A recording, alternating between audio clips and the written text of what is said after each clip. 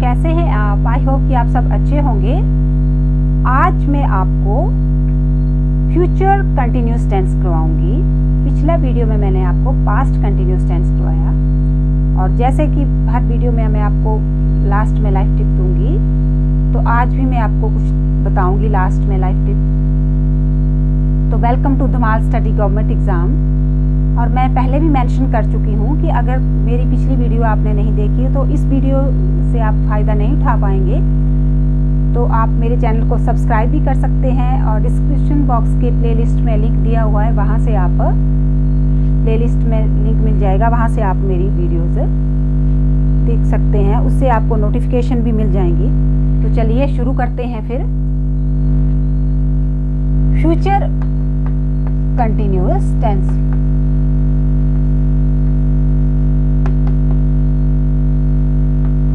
Future continuous tense. अब सबसे पहले शुरुआत होती है फ्यूचर। फ्यूचर क्या है? जो आएगा टाइम। प्रेजेंट भी किया, जो चल रहा है, पास्ट भी किया, जो बीत चुका है। अब आ गया फ्यूचर। फ्यूचर मतलब जो आगे आएगा, जिसमें आगे आने वाला कल जो होगा वो होगा। तो इसकी पहचान क्या है? फ्यूचर होगा तो इसकी पहचान क्या है?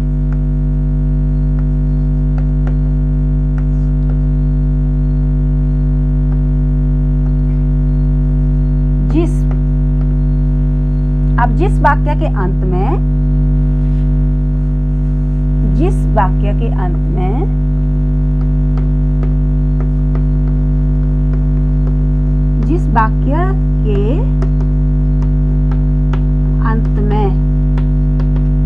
वाक्य के अंत में रहा होगा, रही होगी, आए, वे वाक्य future FCT future continuous tense का होता है। अब ये मैंने शॉर्ट में लिखा FCT फ्यूचर कंटिन्यूअस टेंस, तो उसका वाक्य होगा वो। ये तो पता लग गया कि हिंदी में ये पहचान होगी अगर फ्यूचर कंटिन्यूअस टेंस का वाक्य होगा। अब इसके साथ इसके हेल्पिंग वर्ब क्या लगेगी वो डिसाइड करना है अब, कि किसके साथ कौन लगती है, किसके साथ कौन नहीं लगती है। ये तो पता लग गया। अब किसके साथ कौन लगती है? IV के साथ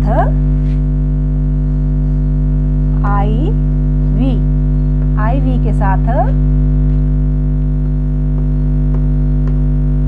shall be। IV के साथ सिर्फ shall be लगेगी। he she it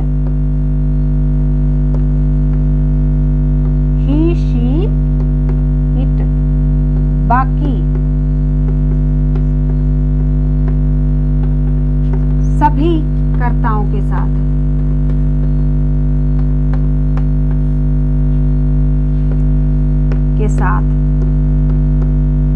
बाकी सभी कर्ताओं के साथ विल बी का प्रयोग होगा।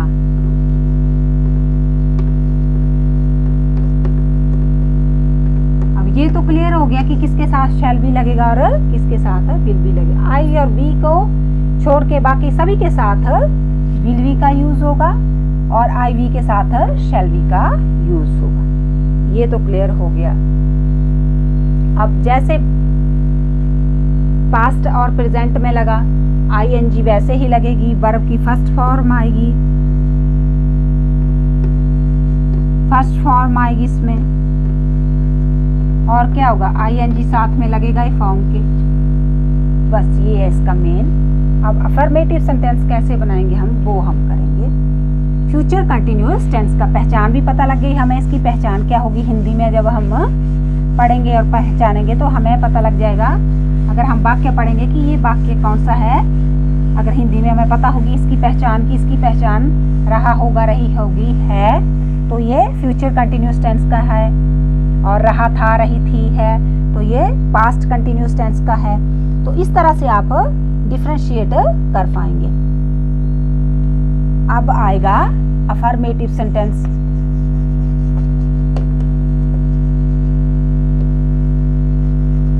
अफर्मेटिव सेंटेंस यानी सिंपल सेंटेंस। तो सिंपल सेंटेंस में जो है रूल्स मैंने आपको बता दिया। आई और वी के साथ शैल लगेगा, बाकी सभी के साथ विल का यूज होगा।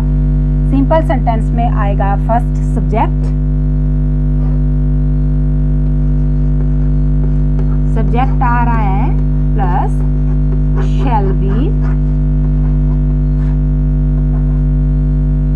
Will be,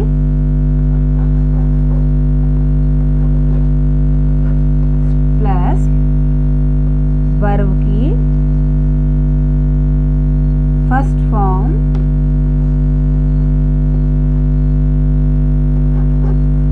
plus ING plus other words.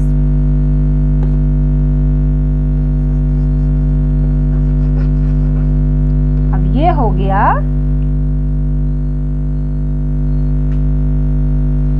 Clear, इसमें अफर्मेटिव सेंटेंस का क्या रूल है। अब ये तो क्लियर हो गया। अब इसका हम वाक्य बनाएंगे।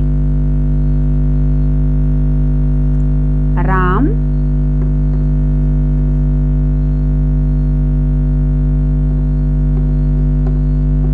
खेल रहा होगा।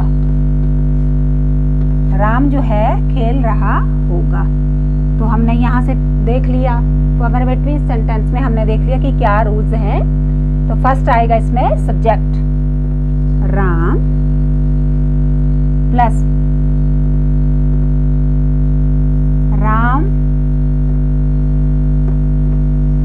Will be playing. ऐसे लिखें अगर कि राम खेल रहा होगा, राम फुटबॉल खेल रहा होगा। अगर ये डालें राम फुटबॉल खेल रहा होगा, Ram will be playing football.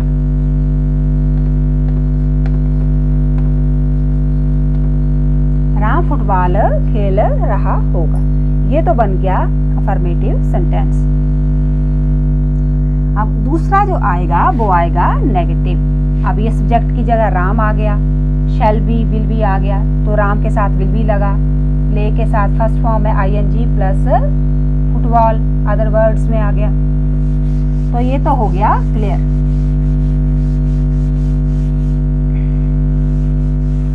Affirmative हो गया, नेगेटिव आएगा।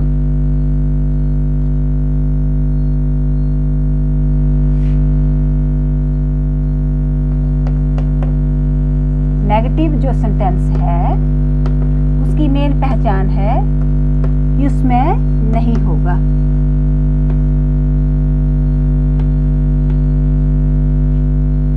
अब आया इसका rule.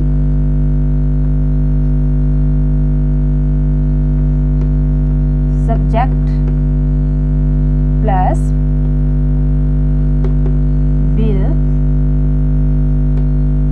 Shell plus not plus be. ये ध्यान रखना, यहाँ सब्जेक्ट आएगा प्लस विल बी प्लस और नॉट प्लस बी। बी जो है शैल और बी को छोड़ के आगे आएगा, नॉट के बाद आएगा। तो इस तरह से नेगेटिव सेंटेंस बनेगा। और वर्ब की फर्स्ट फॉर्म वैसे ही आएगी।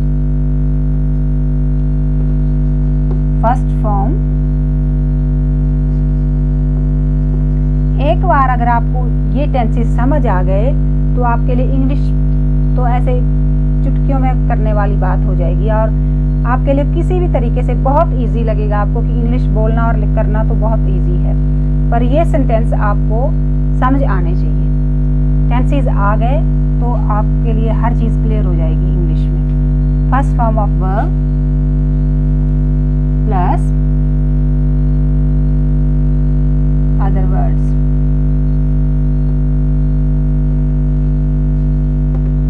क्योंकि यहाँ शैल बी विल बी साथ में था, लेकिन नेगेटिव में जो है नॉट पहले आ गया और बी लास्ट में चला गया। तो राम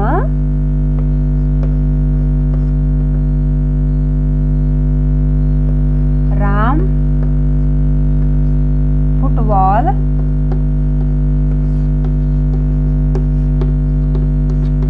खेल रहा होगा।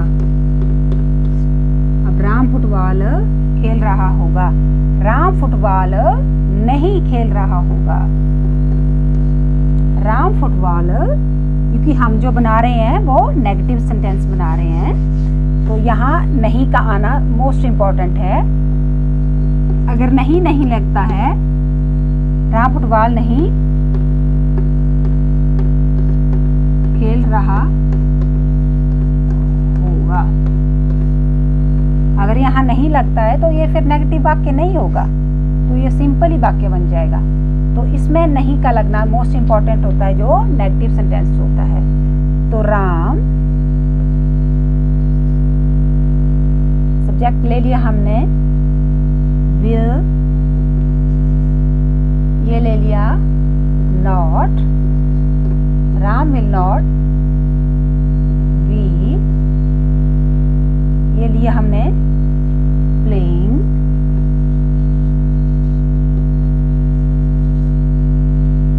फुटबॉल। अब ये हो गया clear, Ram will not be playing football. तो ये तो बन गया नेगेटिव सेंटेंस। अब आएगा इंटेरोगेटिव। सारी चीजें क्लियर हो गई होगी आपको नेगेटिव सेंटेंस में, जो ये फ्यूचर कंटिन्यूअस का है उसमें। अब आएगा interrogative.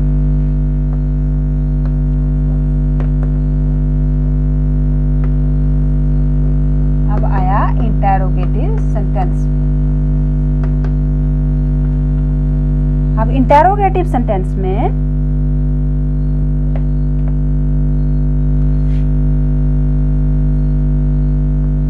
will, shall plus subject plus be plus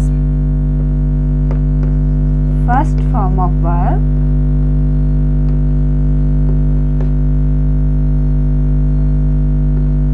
plus other words। Last में जो क्वेश्चन मार्क आता है वो तो आता ही आता है, वो हिंदी में ही आएगा, इंग्लिश में भी आएगा। राम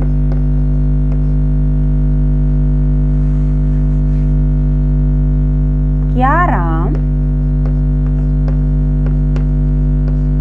फुटबॉल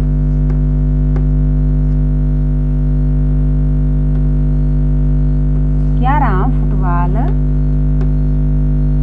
खेल रहा होगा। क्या राम फुटबॉल खेल रहा होगा। रूल्स, विल राम, सब्जेक्ट आ गया, will Ram be playing, play खेलना, ING लग गया, playing football, question mark, will Ram be playing football, क्या राम फुटबॉल खेल रहा होगा। तो ये तो हो गया क्लियर, क्वेश्चन मार्क भी आ गया, विल की जगह विल शैल आ गया, सब्जेक्ट राम आ गया, वी आ गया, फर्स्ट फॉर्म ऑफ वर्ब के साथ ING भी आ गया और फुटबॉल आ गया। यहाँ जो आएगा फर्स्ट फॉर्म ऑफ वर्ब के साथ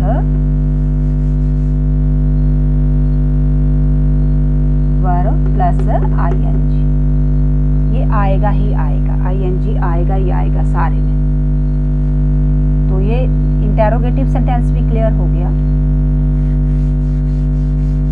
चीज़ों में नेगेटिव में थोड़ा थोड़ा फर्क आ रहा है, वो जो एक बात बताई है, जैसे नेगेटिव आएगा नॉट आएगा, और इंटेरोगेटिव में विल शैल कैसे आएगा, आगे आएगा पीछे आएगा, क्वेश्चन मार्क लगेगा। छोटी छोटी बातें हैं जो आपको ध्यान में रख के करनी पड़ेगी सारे। अगर ये क्लियर हो गया तो सब कुछ क्लियर हो जाएगा। अब नेगेटिव इंटेरोगेटिव दोनों क्लियर हो गए, अब इंटेरोगेटिव और नेगेटिव दोनों इकट्ठा आएगा।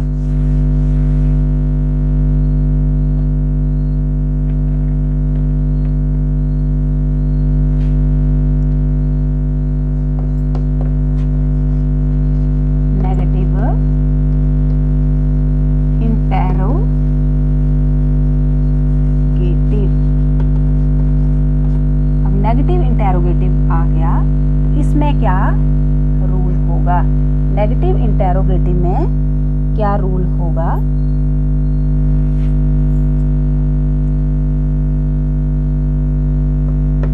Will, shall plus subject plus not plus be plus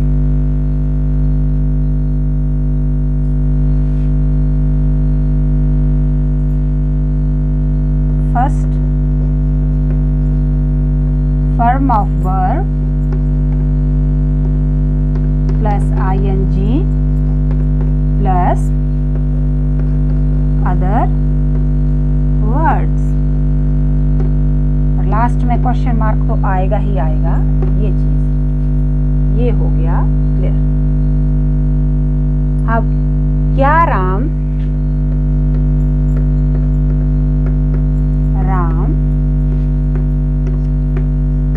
football नहीं खेल रहा होगा। क्या राम फुटबॉल नहीं खेल रहा होगा? तो will shall, will Ram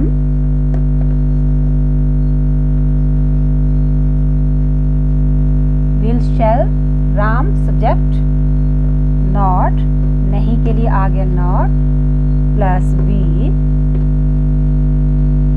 first form of verb play, play के साथ लगेगा ing, प्लेइंग फुटबॉल,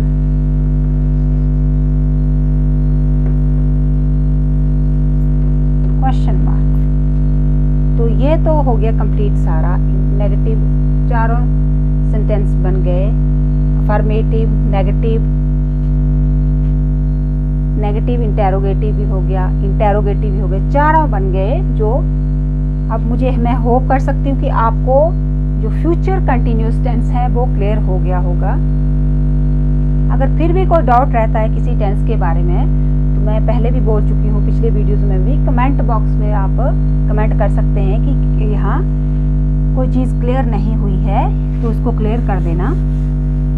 तो ये तो था आज फ्यूचर कंटिन्यूअस टेंस। अब जो कंटिन्यूअस टेंस है वो भी कंप्लीट हो गया। 6 जो टेंसेस हैं आपके वो क्लियर हो गए। Present indefinite, past indefinite, future indefinite, present continuous, past continuous और फ्यूचर कंटिन्यूअस। 6 जो आपके टेंसेस हैं वो क्लियर हो गए। नेक्स्ट वीडियो में आपको अगला टेंस करवाऊंगी।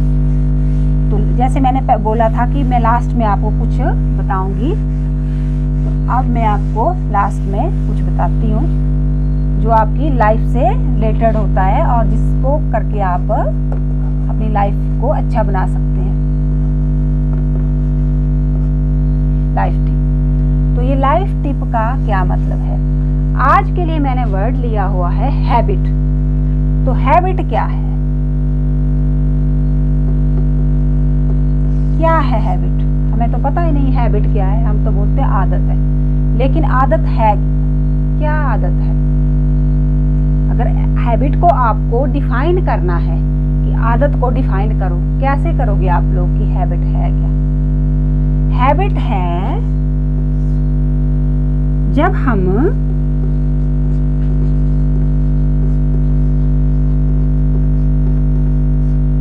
किसी काम को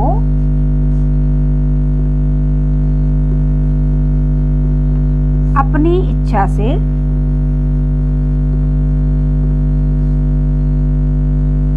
शुरू करते हैं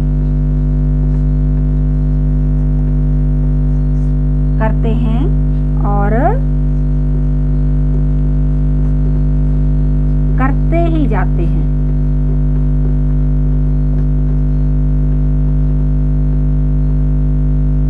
क्या है वो? जो है हैबिट है। अगर हैबिट को डिफाइन करना है, जब हम किसी काम को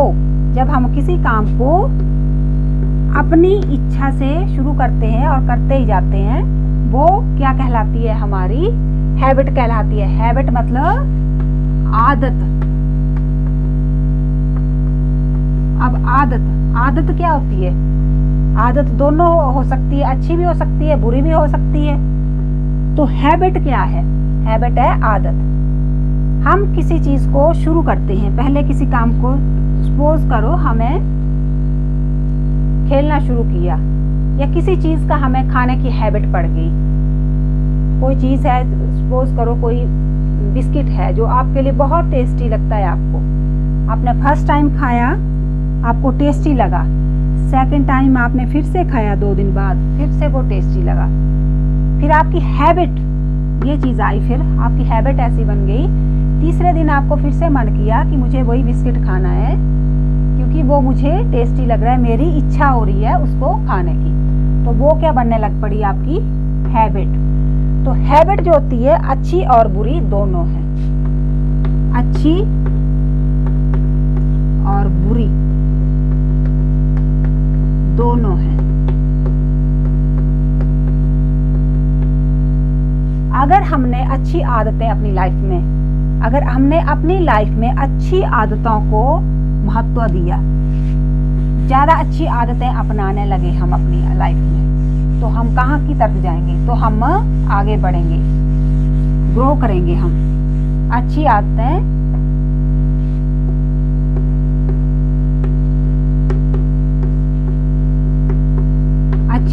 मतलब एक बार कोई काम किया, अच्छा किया, पढ़ा हमने, तो हमें क्या लगा? अच्छा लगा पढ़ना, कि हम पढ़ते हैं। अगले दिन थोड़ा और पढ़ा, अगले दिन थोड़ा और पढ़ा, अगले दिन थोड़ा और पढ़ा, तो वो क्या चीज़ बनती जाएगी?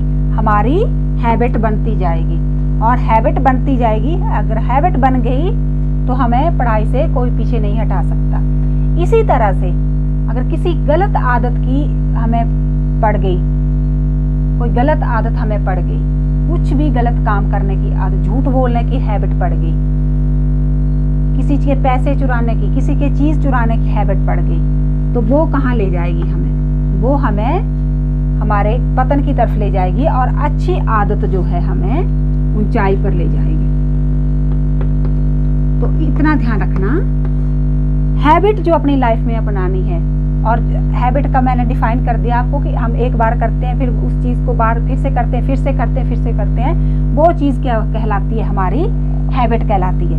और वही हैबिट हमें, अगर हमें गंदे काम की हैबिट पड़ गई है तो वो हमें नीचे गिराएगी, और अच्छी आदतें पड़ गई हैं तो वो हमें ऊंचाई पर ले जाएंगी। तो अपनी हैबिट जो है अपने आप चूज करके बनानी है। अगर किसी वजह से आपकी आदत गलत जा रही है, कोई आप गलत काम की तरफ जा रहे हैं, तो वहां से अपनी आदत को हटा लो पीछे और अच्छी तरफ जाओ, और ताकि आप ऊंचाई पे जाओ। तो आज के लिए इतना ही। Thank you very much.